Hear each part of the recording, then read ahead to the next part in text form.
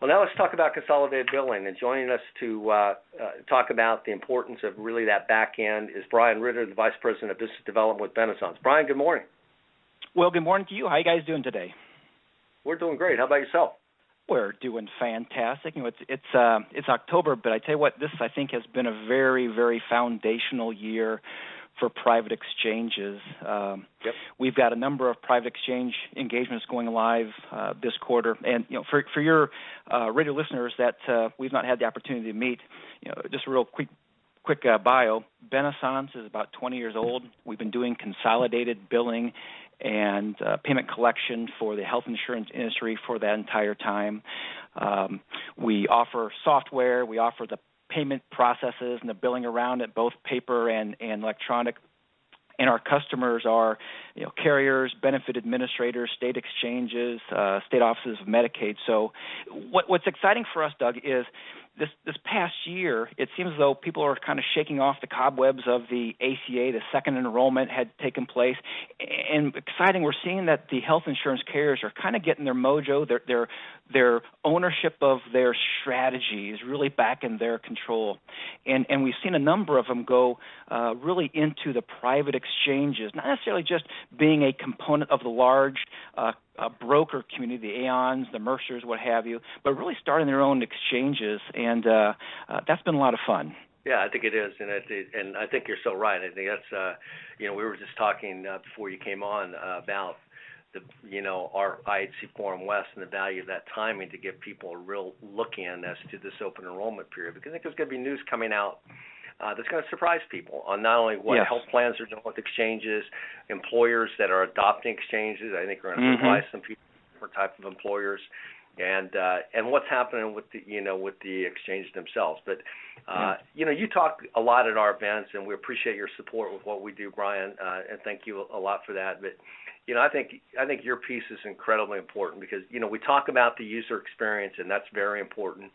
We talk about decision support on the front side. That's incredibly important.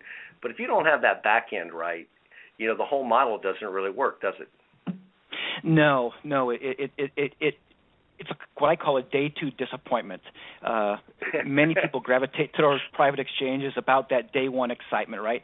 The concept of offering more plans to their employers, whether their employees, whether it may be additional medical plan or medical plans from the same carrier or multiple carriers, but then all those ancillary products that a lot of folks would like to, if you will, customize their own experience. And then, of course, you get the smart shopping that you were talking about, which is just phenomenal in terms of really guiding that individual employee to what is the optimal selection for them. But in removing what I call that selection burden from the HR team, it really then leads to a day two issue. And the day two issue is now I'm getting all these bills as an HR team within the employer unit from all these different carriers. This is kind of what I call a phone book problem. You remember growing up, or not too long ago, once a year that phone book would plop on your door stoop, and you knew when you received it, frankly, there were elements that were out of date. Well, this past year, we spoke to payers all across the country, coast to coast, local payers, regional, state-based payers, and many of them surprisingly had the same issue. And frankly, it's like they're almost embarrassed about it. And that is, unless you were a large employer who had direct connectivity into the carrier, the payer's billing system, most of these payers are still billing small and medium business through paper invoicing. Yep. And they know the bill they're sending out is based upon an old census. And the funny thing is, then there's this interpretive dance that goes on between the employer and the carrier about who really should be covered, who shouldn't be covered. And it really leads to a lot of manual processing on both ends of the employer HR team as well as the carrier. And everyone hates it. Now, if you take the private exchanges and the addition of all these different plans that people can select from different payers, oh my gosh, it's taken a problem and now it's magnified it. So lots of opportunities there for our industry to really make some great headway into the ideal consumer experience and the ideal employer experience. Yeah, so you married with the exchanges, your solution married with exchanges really help everyone move to this new age of where they should be. Yeah, we're and we think we're just on the tip of the iceberg. As you said, there'll be a number of exchanges going live this upcoming enrollment season, which, gosh, we're now just weeks, if not days away. And I think a number of these private exchanges, again, the ones that were first out there with the Aons and the Hewitts, what have you, but the ones that are being led more by the carriers, this next year is going to be where they really get their legs underneath them. And so if we fast forward to this time next year, my gosh, I think private exchanges will really, really start being a common sighting. Yeah, I agree. Brian, for the employers that are listening, this morning, and those that work with the brokers or consultants working with them, how do they know they're getting the right billing solution for their exchange? Great question. I think the first question that they should ask themselves is, what's the billing component? And frankly, if they just do that, I think they're really ahead in their learning curve. What we are seeing is just from the billing component, not necessarily the payment component, but just from the billing component, there's really about 3 different models that are out there. 2 of them are relatively historic.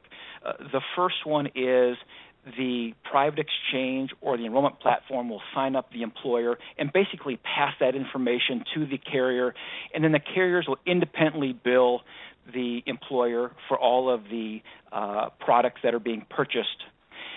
A second model is where there is a form of consolidated billing. The enrollment information comes out, it goes to the carriers, and then a benefit administrator will take bills from the carriers, and I call it smashing them. They'll smash them together as best they can and present them back to the employer.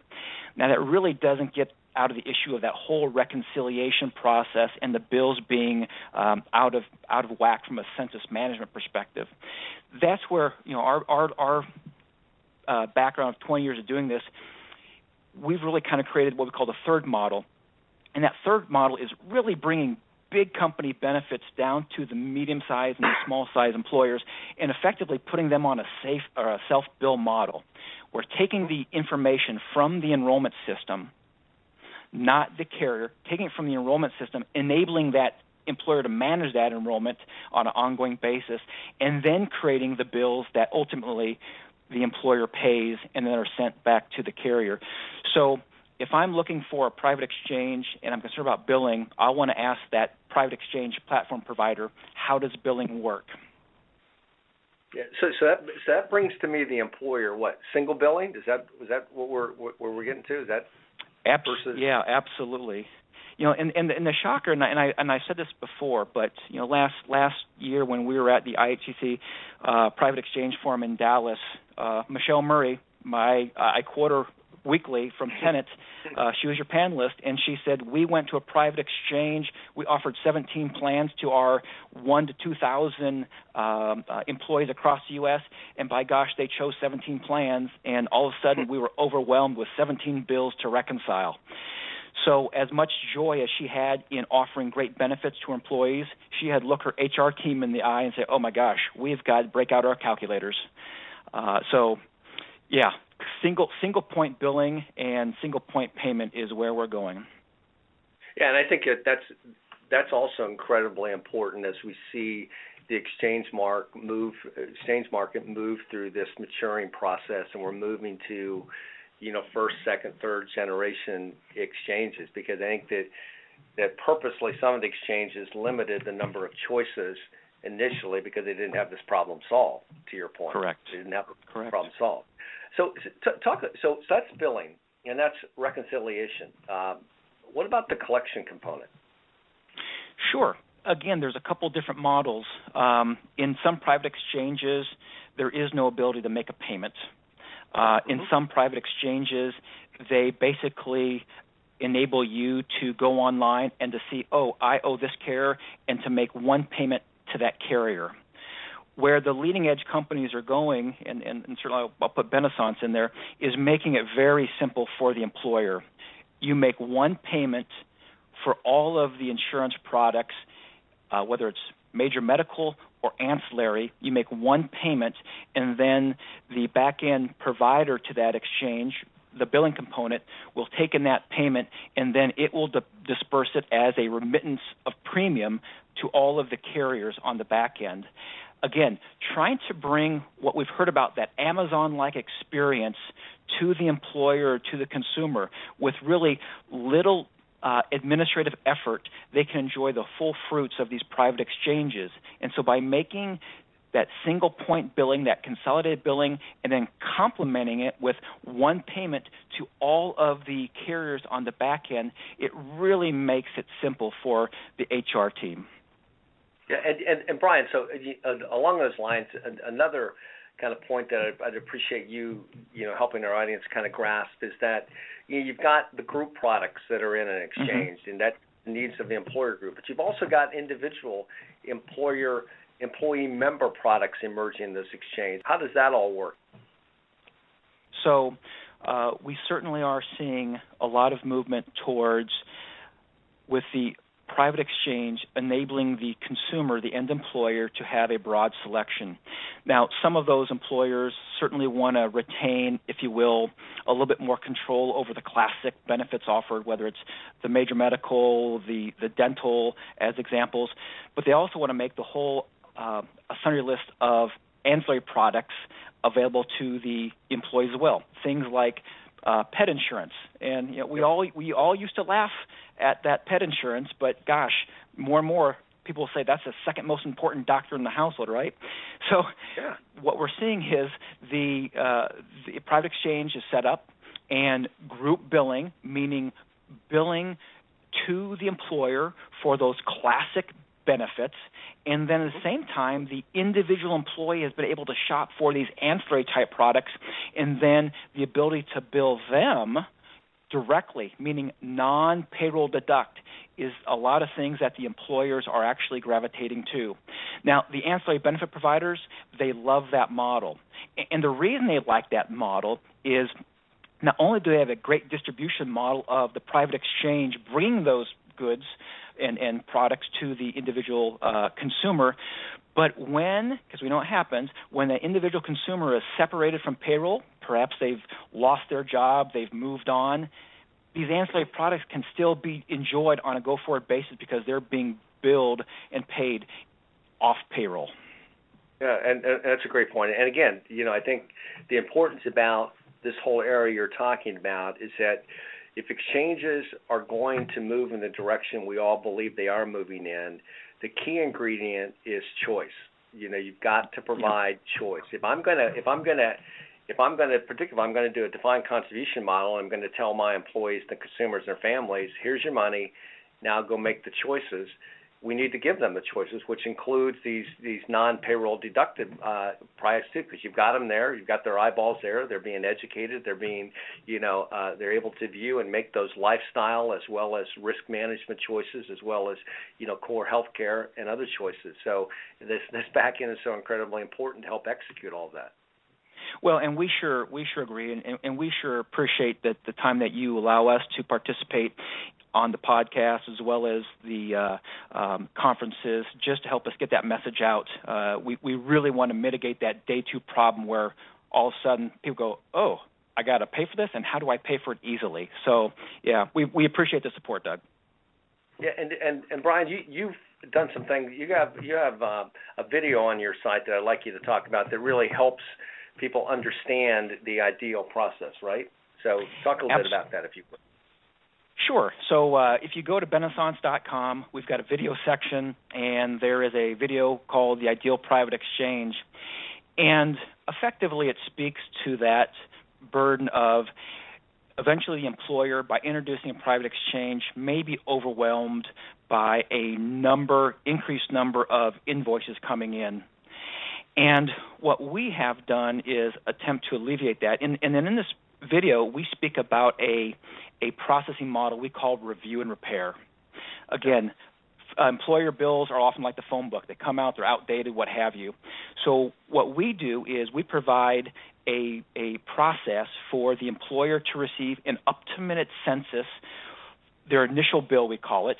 Then they can go in, and for as long a days as the private exchange platform wants to allow them to make changes, they can make changes on that census before a final invoice is issued from which the employer will pay. And we call that process review and repair. And it's been so well accepted in the marketplace that concept is certainly illustrated in this video, and it lasts all of 3 minutes, so it's a great little primer, so to speak. But through that process of review and repair, it dramatically mitigates all this manual processing and tracking and reconciliation that both the employer has to do as well as the carrier behind that product. It's good stuff, Ryan. And as always, we love having you on. This is a very important area for the market to understand and get their arms around. Leave our audience with a couple takeaways you'd like to leave them with, please.